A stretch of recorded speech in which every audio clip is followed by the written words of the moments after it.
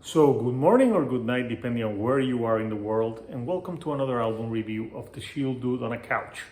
I'm your host, Hector, and today we're going to talk about the brand new album by the band Spirit Adrift, and it's called Ghost at the Gallows. And this is an album that is 8 songs, 45 minutes in length, and that is the perfect length for a heavy metal album. When I listened to this album, it harkened to me to the times of those 80s classic metal albums by Dio, Iron Maiden, Metallica, Master of Puppets, where there are 8 songs and you had side A and side B, 4 tracks on each side, and it's just great. It's not too long, it's not too short, it's just the perfect length. And Spirit Adrift is the brainchild of Nate Garrett, and I can tell you that Nate Garrett his vocals on this album are great. The guitar playing on this album is top notch. The production, just great. And I know I'm saying great a lot, but this is an album that really is much worth your time. I can dare say that out of the 8 tracks, there is no filler here. This is awesome from beginning note to the ending. So it's an album that flows well. I think the placing of the songs really work in its favor. It's got a great opener with Give Her to the River and an excellent album closer with Ghost at the Gallows.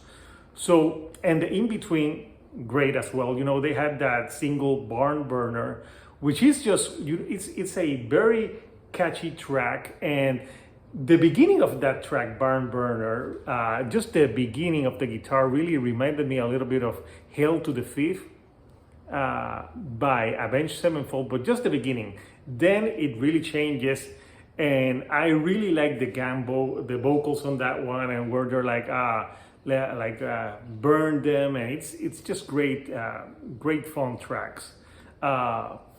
Give Her to the River starts the album really well. The beginning, it's more of a slow acoustic guitar, then it starts building in. It's a 7.5 minute song, and it has everything that the band does well. It has that southern like rock type of feel with classic heavy metal from the 80s. So that's how to describe the sound of Spirit Adrift.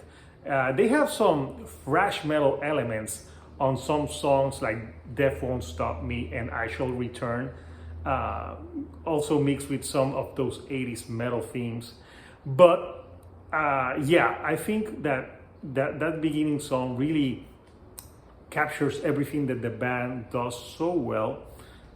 It has some great like dueling guitars. And when you think of dueling guitars, you think of those classic bands like Judas Priest. Spirit Adrift does it on this album perfectly. And I really enjoyed all the tracks on this album. You have like more aggressive tracks like Hang Man's Revenge, and it's not only more aggressive, but it's like fun. It's got that fun of bands like AC/DC to it. So I really enjoyed as well. And all of these songs have something. Their choruses are meant to be like sing-alongs, like they really stay in your mind, and that to me shows that Nate Garrett knows how to write really catchy, great hooks and songs. The ending of the album with Ghost at the Gallows starts more aggressive, and it's a song that starts aggressive, but then it lets up a little bit, and it gives you like that breathing room, because it's also another like almost 8-minute epic song, and it ends the album so well. I think that this song really captures a lot of like the themes on the album. It's a more personal record, but to me the song that stands out as being the most like different and maybe the most personal in lyrics would be These Two Hands, which is in the middle of the album. And that one's, the first 3 minutes is just like a really soft acoustic ballad. Nate Garrett is really pouring his heart into it, and beautiful lyrics. I haven't been able to dissect the whole lyrics, so I can't interpret them as a whole right now.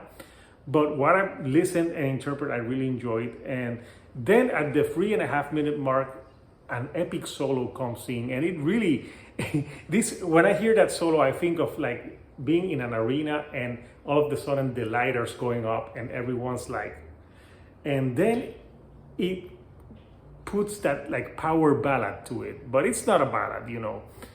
It's really beautiful song, and I like how it builds until you get that great guitar playing and just epicness of a song. So in conclusion, you know, I don't think there's any weak tracks on this album. I think Spirit Adrift is a very exciting band that they've been around since a few years now, I think 2016, and they keep improving on each release. And I enjoyed this album more because Nate Garrett also has a YouTube channel where he actually talked about this album a little bit, and he's gonna do like a commentary on each track. And watching his videos, I really got to appreciate more the album because I got to listen to the stories behind the album. And also he did a great interview on the Metal Meltdown channel that if you haven't seen that interview, I'll put a link somewhere because an amazing interview, and I really enjoyed that interview. And I think they go really well deep into what the album is about. So if you like classic heavy metal with southern sound and you like those classic albums from the 80s, I think Spirit Adrift captured that essence of that album experience that sadly I think it's very lacking in today's world. Like there's good albums, but to have an album that's that epic from beginning to end, and not also epic musically, lyrically, but like it feels like an event, and this is what this album feels like. So this is one of my favorite releases of the year, hands down. Amazing album that you should not sleep on. So what do you think about Ghost at the Gallows by Spirit Adrift? Comment, what are your favorite tracks? I would really want to know.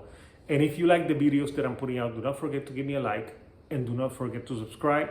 I have more content on the way. That helps me with the YouTube algorithm to get to more people like yourself.